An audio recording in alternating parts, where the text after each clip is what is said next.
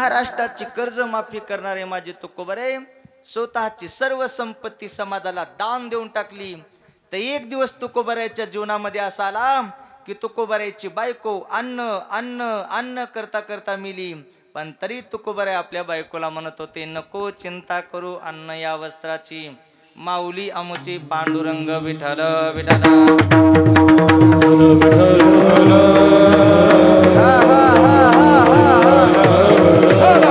टाळी टाळी टाळी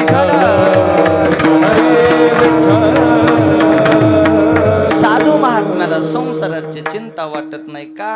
कारण देव त्यांच्या घरी काम करतो. अभंगाचं दुसरं चरण.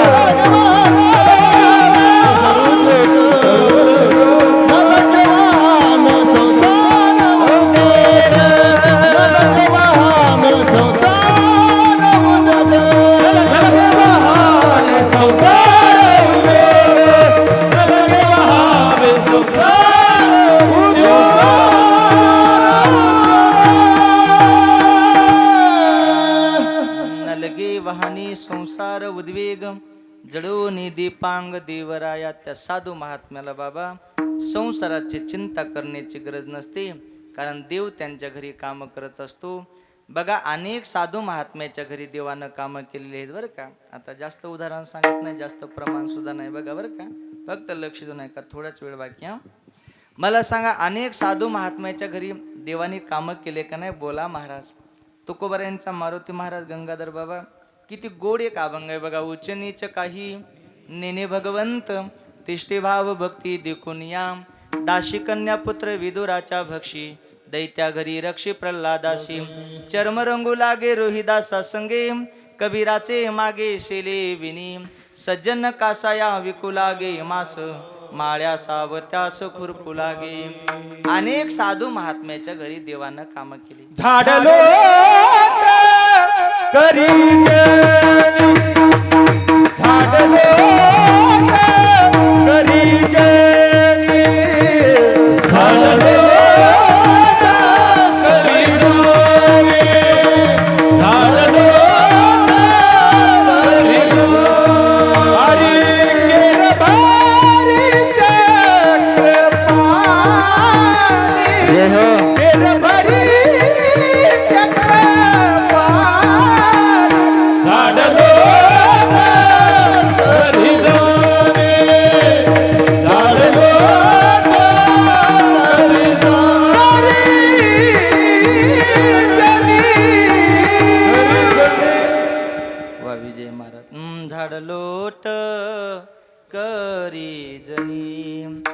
अनेक साधू महात्म्याच्या घरी माझ्या देवानं कामं केली.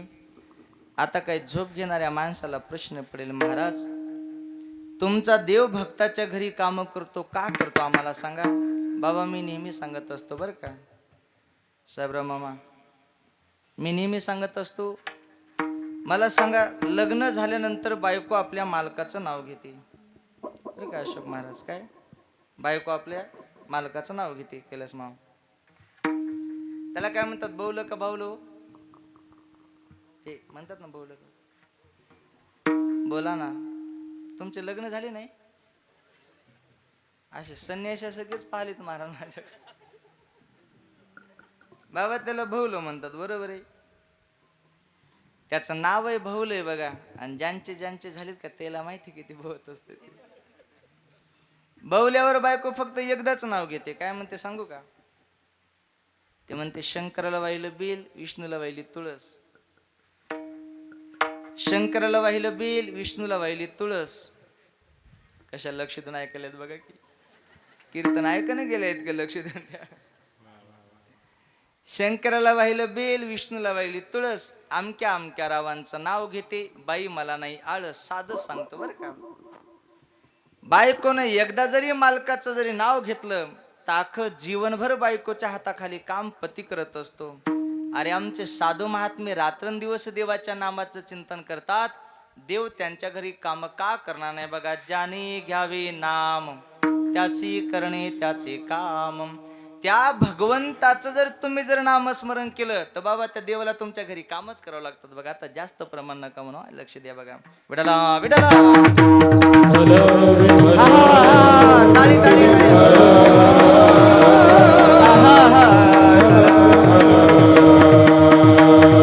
त्या भगवंताचं नामस्मरण केलं, त्या भगवंताचं चिंतन केलं की देवाला तुमच्या घरी काम करावं लागतात. आता बघा आपल्या गावामध्ये गोड असं मंदिर झालंय आणि आपण मंदिरामध्ये गेलो, भगवंताचं दर्शन घेतो आणि देवाच्या समोर एवढी कामाची लिस्ट ठेवतो. देवा एवढे माझे काम झाले पाहिजे. देव एवढा रिकामा आहे का तुमचे काम करायला? हा, देव तुमचे काम करेल ना, पण त्या देवाचं भजन करावं लागेल, त्या देवाचं चिंतन करावं लागल. ते बी एकदा दोनदा नाही, रात्रंदिवस त्या देवाच्या नामाचं चिंतन करावं लागेल. महाराज वेदांत महाराज, मी एका आजीबाईच्या घरी गेलो. तिने 4-5 दिवस झालं भांडेच घासले नव्हते बघा. मी म्हणलं आजीबाई 4-5 दिवस झालं तुझ्या घरी आलो, त्या भांड्याच्या वाशाला ते भांडे गिंडे घासव ना. आजीबाई मला म्हणते दशरथ महाराज तुम्ही कीर्तनामध्ये सांगत असताना. मी म्हणलं काय सांगतो? देवाचं नाव घेतल्यानंतर देव आपल्या घरी काम करतो म्हणून. मी म्हणलो हो सांगतो की. म्हणलं आजीबाई किती नामस्मरण केलं? बाबा मला म्हणली 1 जपमाळ वडली. तिला म्हणलं डंगरी 1 जपमाळ वडल्यानंतर माझा जगाचा मालक देव तुझ्या घरी काम करा देव का बाजारचा भाजीपाला समजायली का? विडाला विडाला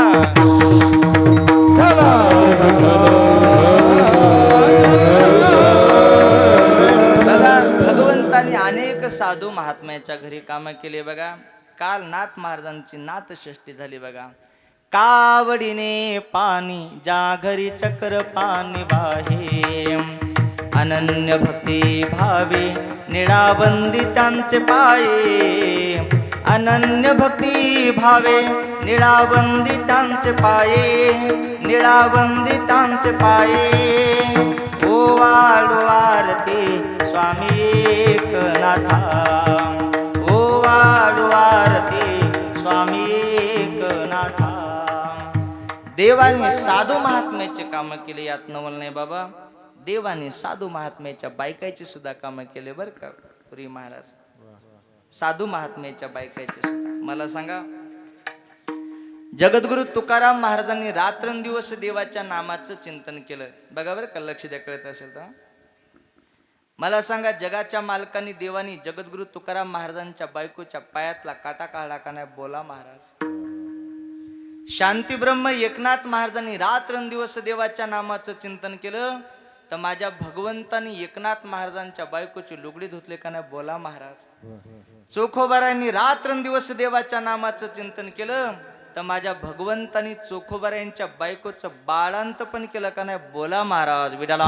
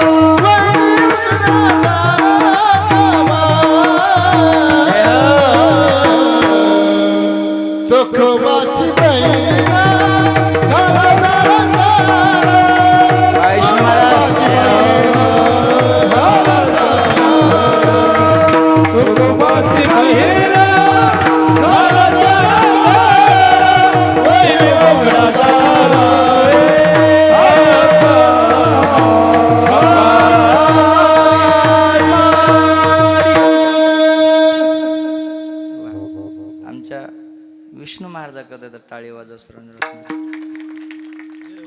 हे बघा सर्व बाबा, कीर्तनामध्ये कीर्तनकारापेक्षाही गायकापेक्षाही सर्वात जास्त कष्ट कोणाचे असतात हो? कोण म्हणलं झोप घेणार, पक्कच वाजवणाराचे असतात ना महाराज. विठाला विठाला.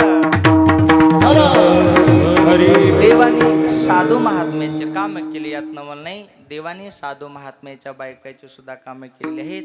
पुन्हा तुकोबरे सांगतात बघा, धीर असू द्या, समाधान असू द्या, असू द्यावा धीर, सदा समाधान आहे जवळीच नारायण.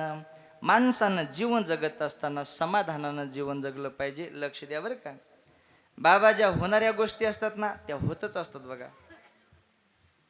आणि मामा, ज्या होणाऱ्या गोष्टी नसतात ना त्या वेदांत बाबा होतच नाहीत. नाथ महाराजांचं किती गोड प्रमाण आहे बघा. होणार जाणार न चुके कल्पांती, वाया कुंथा कुंती करुणी कायम. म्हणून जीवन जगत असताना लय गोष्टीचा विचार करायचा नाही, फक्त जीवन जगत असताना समाधानानं जीवन जगायचं. या जगामध्ये तुम्ही कितीही चांगल्या प्रकारे जीवन जगण्याचा प्रयत्न करा, 40% लोक कायम तुम्हाला विरोध करतात महाराज. 100 पैकी 100 मार्क देणार या जगामध्ये तुम्हाला कोणीच देणार नाही बघा. आणि याच्यापेक्षा समोर एक वाक्य बोलू का. आतापर्यंत या जगामध्ये, या विश्वामध्ये असा एकही जन्माला आला नाही. लक्ष द्या बरं का. आतापर्यंत या जगामध्ये, या विश्वामध्ये असा एकही जन्माला आला नाही की सर्वच लोक त्यांना चांगले म्हणले म्हणून महाराज. इथं लोकांनी माऊली ज्ञानोबारांना नावं ठेवले महाराज. इथं लोकांनी जगद्गुरु तुकोबारांना नावं ठेवले. इथं लोकांनी छत्रपती शिवाजी महाराजांना नावं ठेवले. याच्यापेक्षा समोर बोलू, इथं लोकांनी साक्षात जगाच्या मालकाला भगवंताला नाव ठेवले. इथं तुमचं आमचं काय घेऊन बसले. विठाला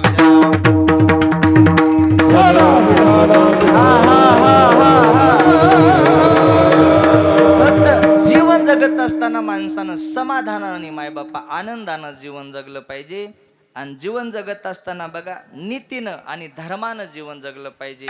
आणि सर्व पुरुष मंडळी, माता वर्ग उपस्थित आहेत, सर्वांना परत हात जोडून विनंती करतो की प्रत्येक मायबापाने आपापल्या मुलांना चांगले संस्कार सुद्धा लावले पाहिजे बघा. जीवन जर चांगलं जगायचं असेल तर विडाला विडाला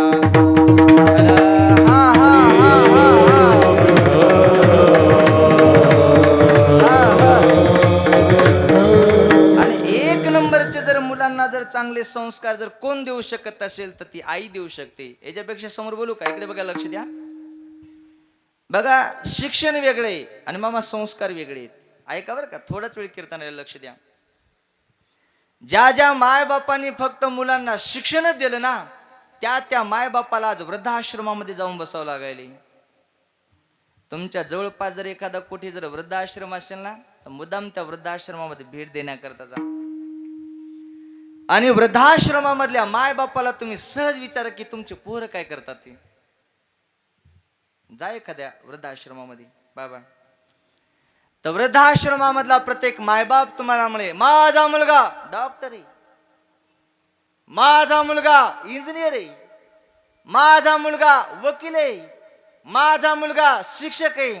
पण एकही मायबाप तुम्हाला म्हणणार नाही की माझा मुलगा एखादा वारकरी आहे किंवा एखादा शेतकरी आहे म्हणून. महाराज, ज्यांनी ज्यांनी लय शिकवले का त्यालाच वृद्धाश्रमामध्ये जाऊन बसावं लागले. आणि 1 नंबरचे जर संस्कार जर कोण देऊ शकत असेल तर आई. लक्ष द्या बरं का, महत्वाचा विषय सांगतोय. 2 नंबरला बाप आणि 3 नंबरला गुरुजी असतात, शिक्षक असतात बाबा. आता वेदांत महाराज, आम्ही सर्व आता महाराज म्हणले अख्खा महाराष्ट्रभर फिरतो महाराज आम्ही कथा कीर्तन करत.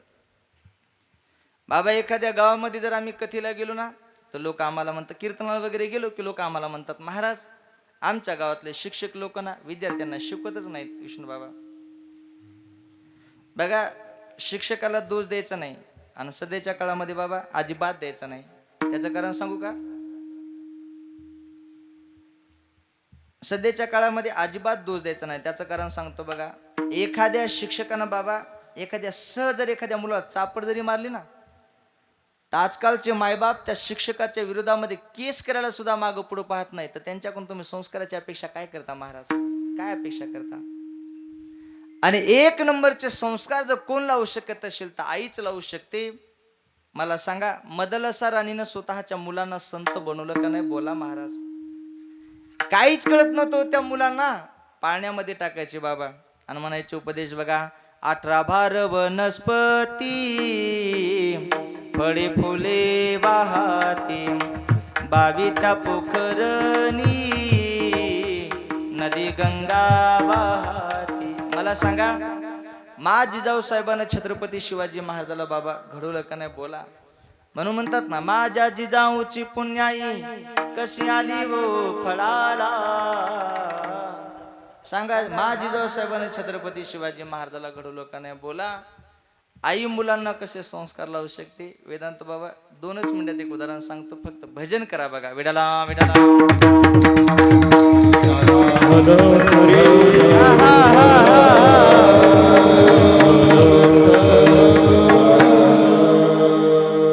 बघा, आई मुलांना कसे संस्कार लावू शकते. इकडे बघायला लक्ष द्या. आता लहान लहान मुलं भरपूर आहेत म्हणून सांगते.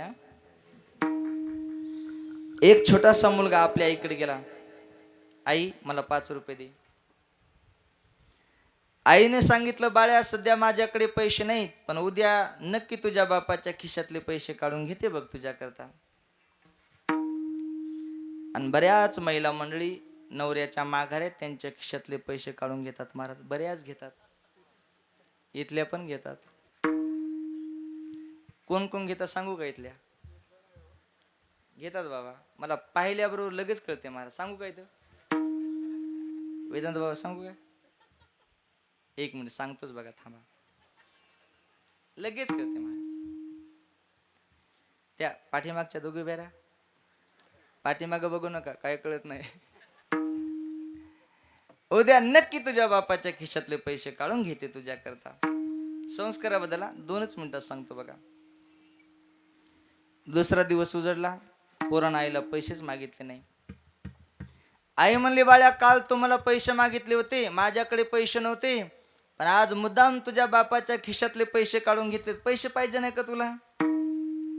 मुलगा म्हणला, आई आज मला पैसे पाहिजे नाही का? मला लेखन घ्यायची होती, मी माझ्या मित्राचे लेखन चोरून आणली. आईने सांगितलं, बरं केलं बाळ्या. पाहता पाहता मुलगा लेखणी चोरायला लागला.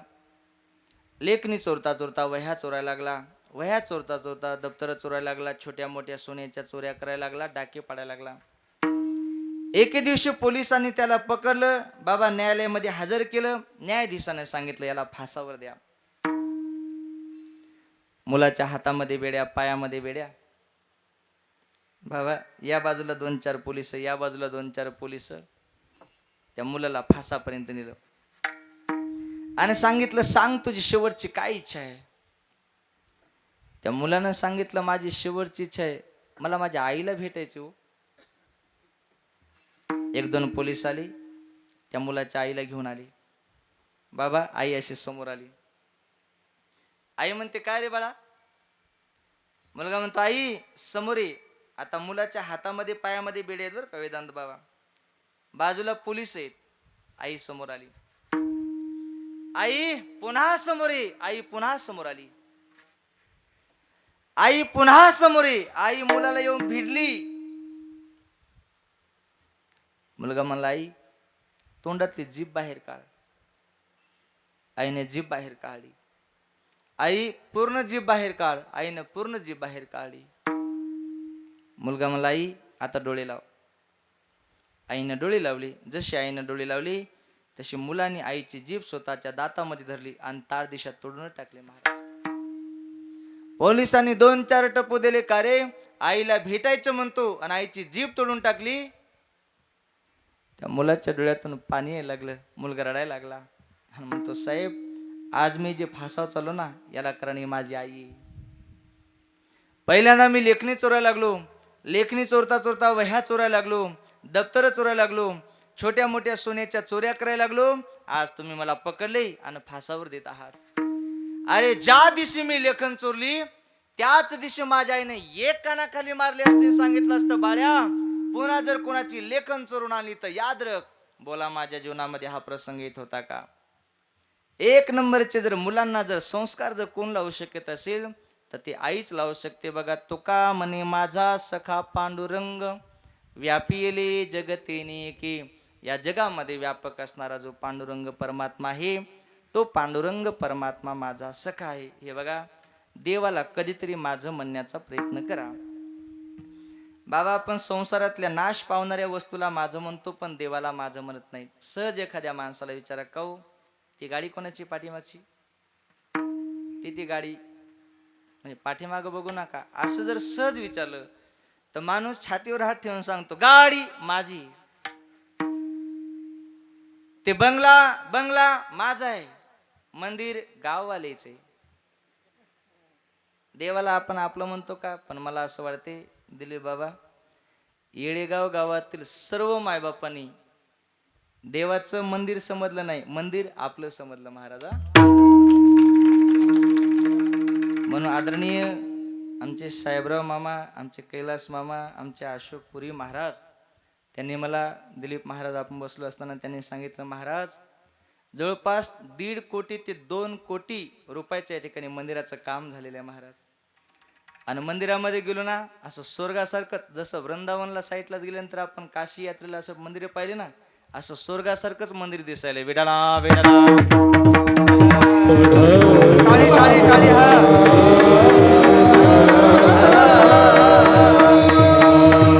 टाळी टाळी टाळी टाळी टाळी.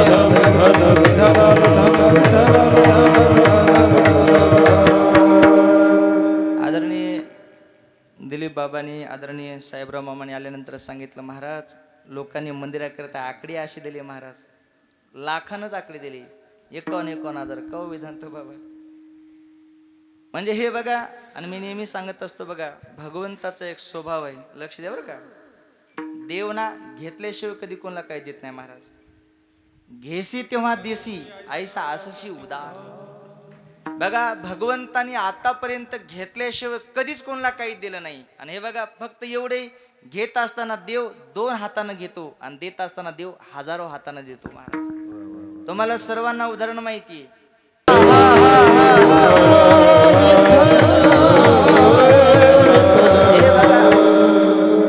भव्य आणि दिव्य स्वरूपामध्ये आपल्या गावचं या ठिकाणी परिसराला लाजवेल असं स्वर्गासारखं मंदिर झालेलं आहे महाराज. लोकांनी देणग्याही तशा दिलेल्या आहेत आणि लोकांनी या सप्ताहामध्ये अन्नदानही तसं केलेलं आहे. बघा, आता बऱ्याच ठिकाणी नुसतं ज्ञानदान असते पण अन्नदान नसते, पण आपल्या गावामध्ये ज्ञानदानही आहे आणि अन्नदानही आहे. अन्नदात्याकरता 7 दिवसामध्ये ज्यांनी ज्यांनी अन्नदान केले त्यांच्याकरता येतात सर्वांनी जोरात टाळी वाजवा महाराज. येतात विठाला विठाला.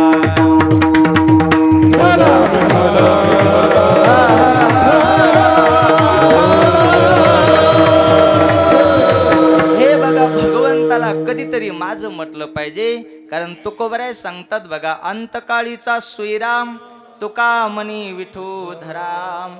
अंतकाळाच्या वेळी जर आपल्या कामाला जर कोण येणार असेल तर तो माझा जगाचा मालक भगवान परमात्मा देवच येतो महाराज कामाला.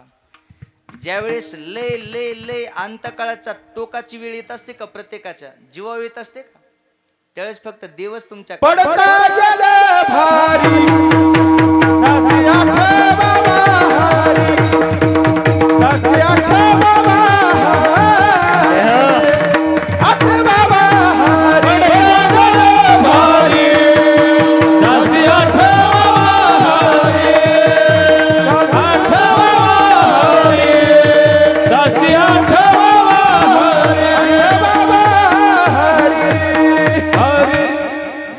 माणसावर येत असतं स्वतःवर ना, त्यावेळेस फक्त अंतकाळच्या वेळेस देवच आपल्याला काम येत असतो. याचं उदाहरण प्रत्येकाला कोरोनामध्ये चांगला अनुभव आला महाराज.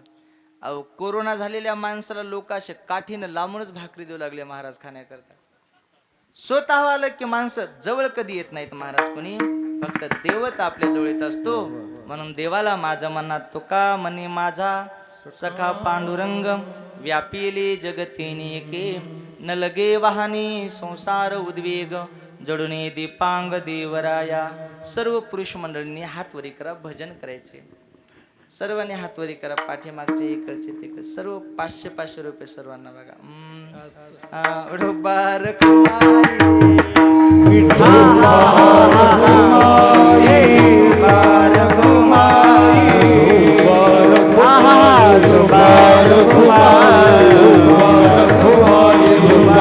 Kumar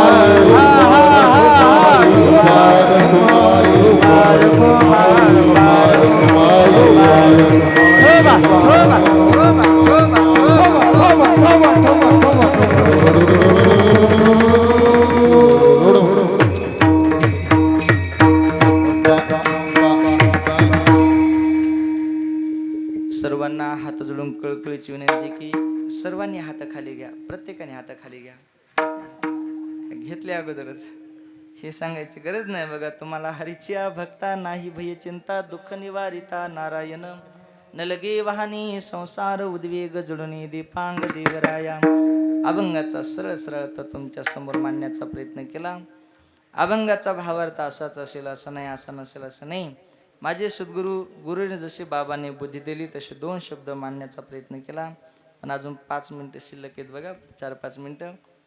माझ्या प्रत्येक कीर्तनामध्ये बाबा 2-3 गोष्टी सांगत असतो. 1 व्यसनापासून दूर राहा, 2 फॅशनपासून दूर राहा आणि 3 आईवडिलांची सेवा करा. 2-4च मिनिटं. बाबा आज अख्खा महाराष्ट्रभर आपण फिरतो. आजकालची 15-15 वर्षाची 20-20 वर्षाची मुलं दारू पेले होतो महाराज. फक्त 4-5 मिनिटं बघा. आपल्याला या नरदेहाची किंमत कळाली नाही, जास्त तर नाही पण एका शब्दामध्ये वेदांत बाबा नरदेहाची किंमत सांगतो बघा.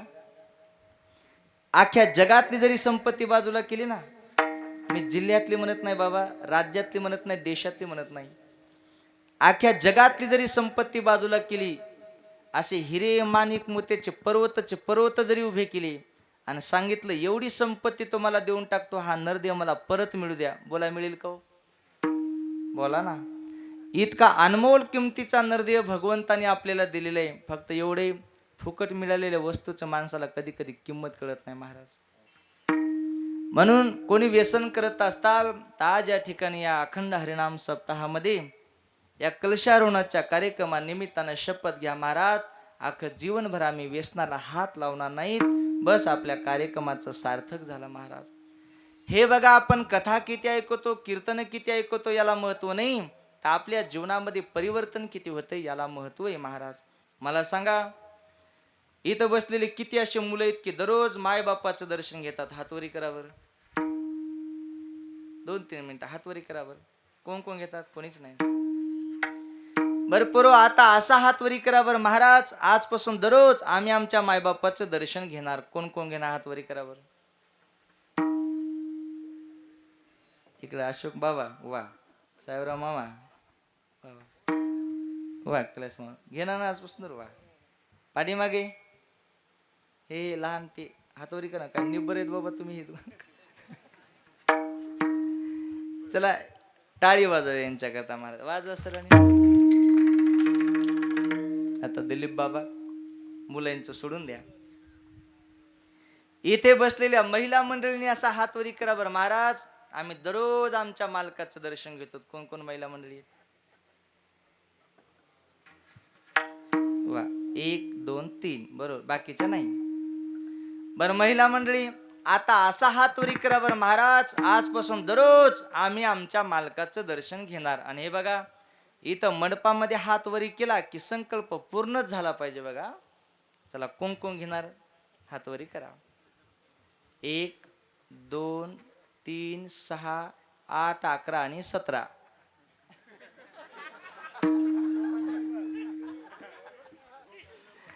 मला माहित आहे तुम्ही कोणीच दर्शन घेणार नाहीत, पण कमीत कमी इथं तरी हातवरी करा. दिलीप बाबा, एक बाई मला म्हणले, महाराज मी माझ्या मालकाचं वर्षातून फक्त एकाच दिवशी दर्शन घेते. मी म्हणलं कधी? ती मला म्हणली पोळ्याच्या दिवशी ते बैल फिरतात. हे बघा, कथा किती ऐकतो, कीर्तन किती ऐकतो याला महत्व नाही, परिवर्तन किती होते याला महत्व आहे. फॅशन पासून दूर राहा, माझा सांगण्याचा अधिकार नाही. आणि आई वडिलांची सेवा करा. ना नोदक समदान न तिथी द्वादशा समान न गायत्री पर हा मंत्र न मातो हा परदतम. जगात अन्नदानासारखं दान नाही, गायत्री सारखा मंत्र नाही, द्वादशी सारखी तिथी नाही, जगात माय बापासारखं दैवतच नाही महाराज. पण सध्याच्या काळामध्ये बरेच मुलं स्वतःच्या माय बापाला घराच्या बाहेर काढून द्यायला लागलेले आहेत. या जगामध्ये सर्वात मोठं दैवत कोणतं असेल तर आई वडील आहेत. एकच वाक्य सांगतो, सेवा समर्पण. पूर्व लक्ष द्या. तुमच्या मायबापाचा तुमच्या पाठीमागे जर आशीर्वाद असेल आणि साक्षात जगाच्या मालकानं देवानं जरी विचार केला वाईट करायचं, देव करू शकत नाही. एके ठिकाणी वर्णन तेवढं सांगतो, सेवेला पूर्ण करा. आई वाचून पोर वेगळी हो, नाती तुटली अपार. आईचा मावळला आधार, आईचा मावळला आधार. स्वामी तिने जगात जगाचा आई विना भिकारी. या तिन्ही जगाचा स्वामी जरी असेल, आई वडिलांची सेवा करत नसेल, दादा तो माणूस भिकारी आहे. आज तुमच्या सर्व मायबापांच्या दर्शनाचा योग ज्यांच्या माध्यमातून आलेला आहे, आदरणीय माझ्यावर नितांत असे प्रेम करणारे, आपल्या भागाचं, आपल्या गावचं वैभव, आपल्या परिसराचं वैभव, आपल्या सप्ताहाचे मार्गदर्शक, प्रेरणास्थान आदरणीय दिलीप बाबांनी फोन केला. तुमच्या सर्व मायबापांच्या दर्शनाचा या ठिकाणी योग आलेला आहे. आदरणीय पांडुरंग बाबा आहेत, आदरणीय आजच्या कीर्तनाचे सौजन्य असणारे आदरणीय दत्तराव बाबा पुरी बाबाही या ठिकाणी उपस्थित आहेत, त्यांनाही धन्यवाद. ज्यांच्या अमृतमय वाणीतून तुम्ही श्रीमद भागवत कथा श्रवण करत आहात. माझे परममित्र, मी तुम्हाला अगोदरच सांगितलं, दिसायला जरी मूर्ती लहान असेल तर कीर्ती पण लय महान आहे बरं का. आणि महाराज इतकी गोड अशी कथा करतात. माझ्या मते आपल्या परिसरामध्ये हिंदीमध्ये इतकी कथा गोड कोणीच करत नाही महाराजा. म्हणजे स्तुती नाही बरं का, वस्तुस्थिती सांगतो मी. स्तुती कधी करत नाही, वस्तुस्थिती सांगतो. आपल्या परिसरामध्ये म्हणजे या 2-3 जिल्ह्या हिंदीमध्ये महाराजासारखी गोड कथा कोणी करत नाही. महाराजांकरता सर्वांनी जोरात एकदा टाळी वाजवा.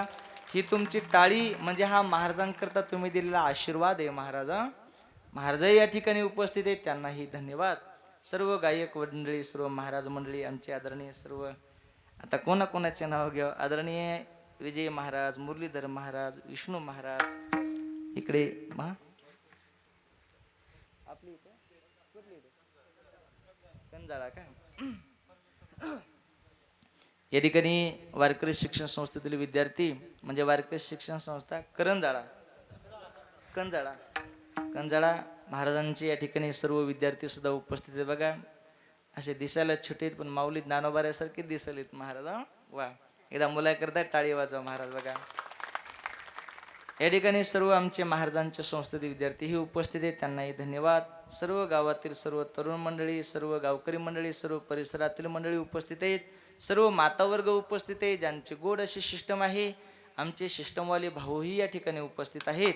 आमचे कॅमेऱ्यावाले दादाही उपस्थित आहेत. सर्व बाबा मंडळी, दादा मंडळी, काका मंडळी, सर्वांना अभिवादन करून सेवेला पूर्णविराम. ज्ञानेश्वर माऊली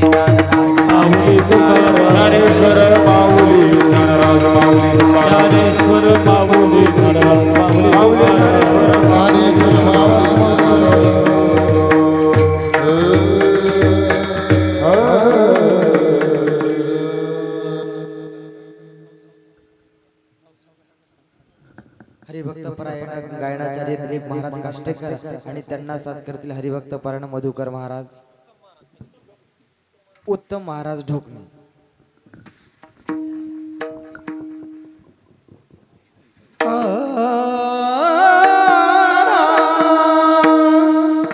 तुका मने माझा सखा पांडुरंग, तुका मने माझा सखा पांडुरंग, तुका मने माझा सखा पांडुरंग, तुका मने माझा सखा पांडुरंग. व्यापिले जग तेने का, व्यापिले जग तेने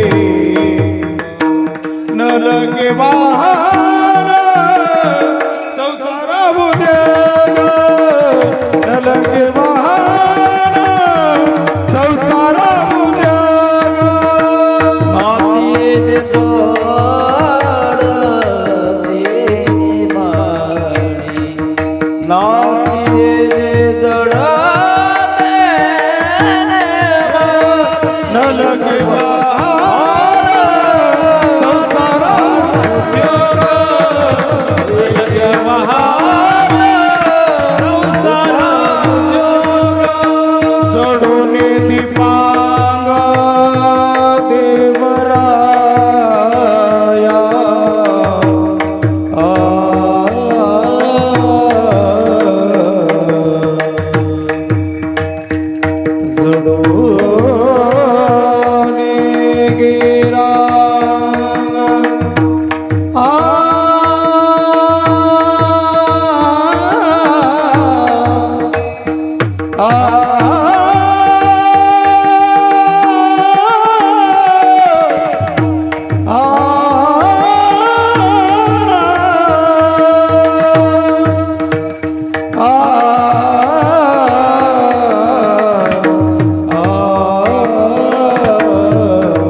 जडून गिरा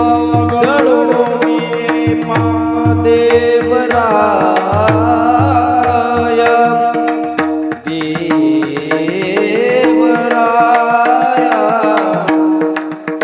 देवराया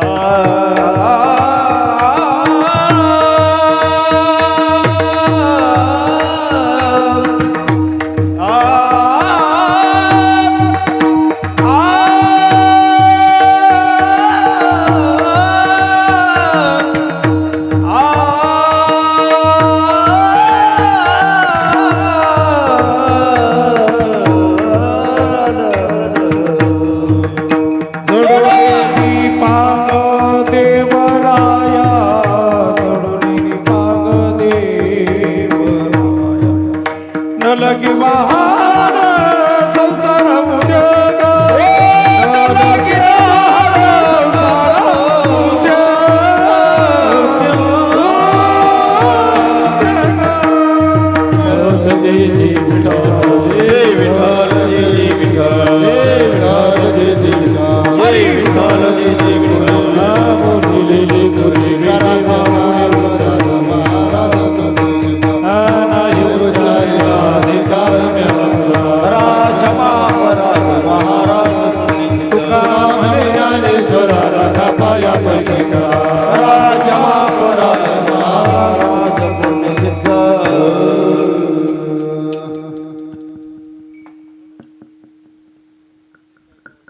बाबा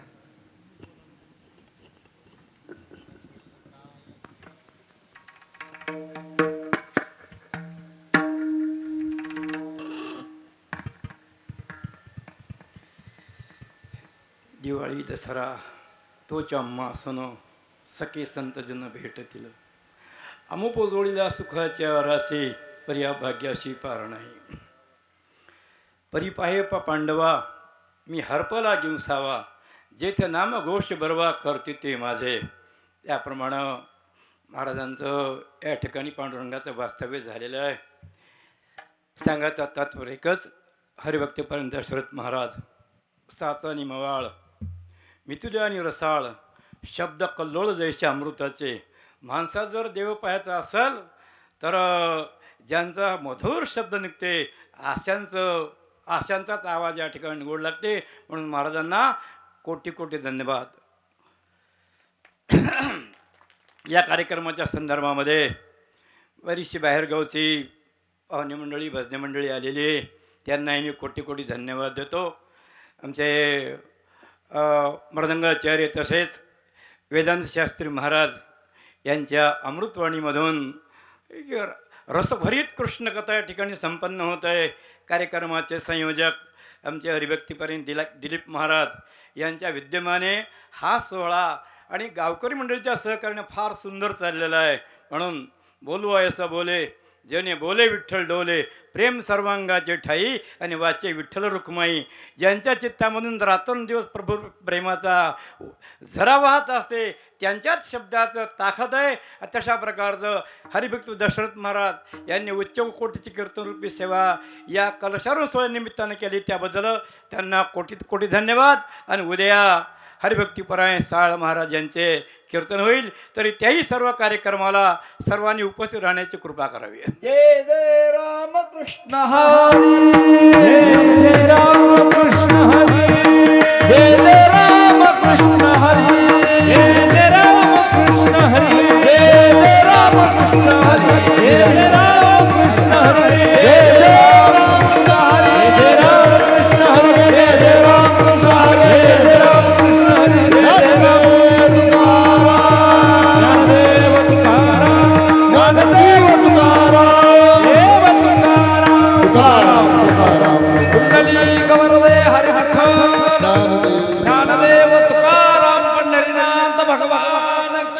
जय